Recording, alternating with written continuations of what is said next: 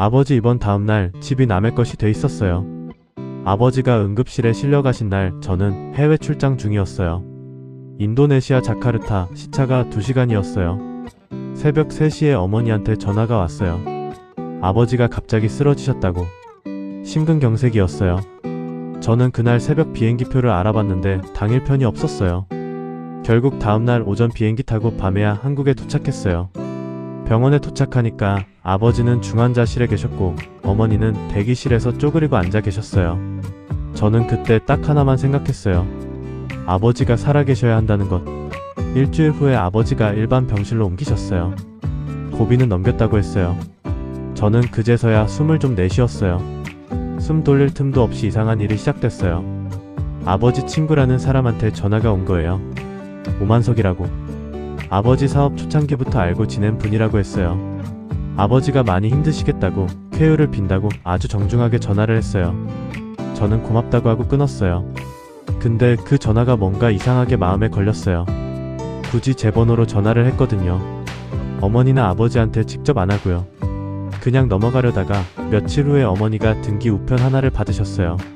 뭔지 모르겠다고 저한테 가져오셨어요. 열어봤더니 부동산 관련 서류였어요. 저는 직감적으로 등기부등본을 떼봐야겠다 싶었어요. 인터넷으로 바로 열람했어요. 아버지 명의로 된 상가 건물이 있어요. 경기도 수원의 4층짜리. 아버지가 20년 넘게 가지고 계신 건데 1층이랑 2층은 임대 주고 나머지는 창고로 쓰시는 건물이에요. 노후 자금이라고 늘 말씀하셨던 거예요. 근데 등기부에 뭔가 잔뜩 붙어 있었어요. 근저당의 가등기에 그리고 소유권이 변경돼 있었어요. 소유권 변경 날짜를 봤어요. 아버지 입원 다음 날이었어요. 저는 그 화면을 한동안 멍하니 봤어요. 아버지가 중환자실에 누워 계시던 그날 누군가가 아버지 건물의 소유권을 옮긴 거예요. 이전된 명의는 오만석이었어요. 저는 손이 떨렸어요. 아버지한테 바로 물어볼 수가 없었어요. 막 고비 넘기신 분한테 이런 얘기를 꺼냈다가 다시 쓰러지시면 어떡해요.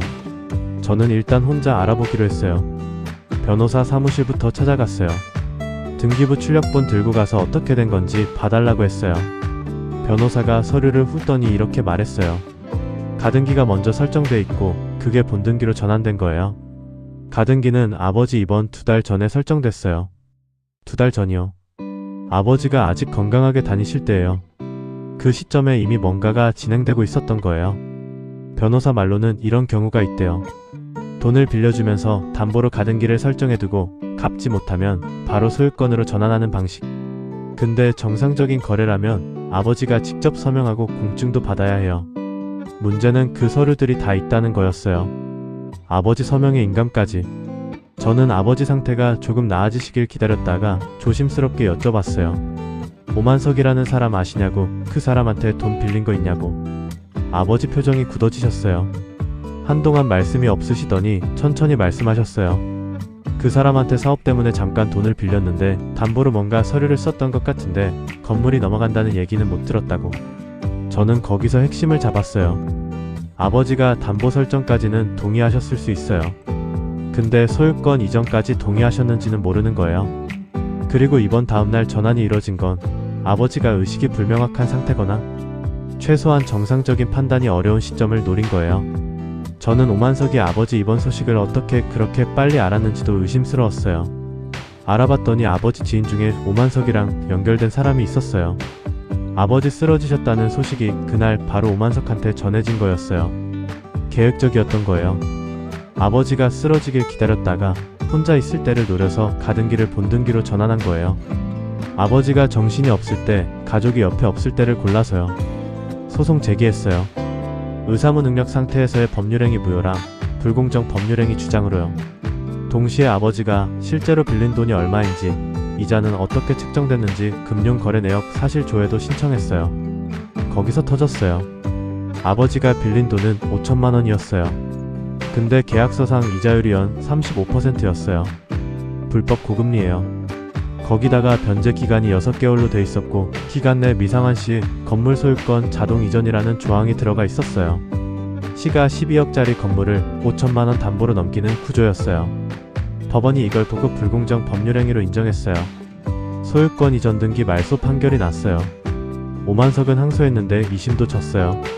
거기에 불법 고금리 대부 혐의로 형사 고소까지 들어갔고 벌금형이랑 이자, 초과분 반환 명령까지 받았어요. 건물은 다시 아버지 명의로 돌아왔어요. 아버지는 지금 퇴원하셔서 재활 중이세요.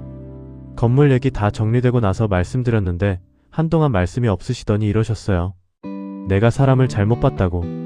저는 그 말 듣고 괜찮다고 했어요. 잘못 본 게 아니라 당하신 거라고. 아버지가 쓰러진 나를 노린 사람이 잘못한 거지 아버지가 틀린 게 아니라고요. 이번 다음날 등기가 바뀐 걸 제가 2달 만에 발견하지 못했다면 그 건물은 영영 돌아오지 못했을 거예요. 아버지 병실에서 우편물 하나를 이상하게 여긴 것, 그게 전부였어요.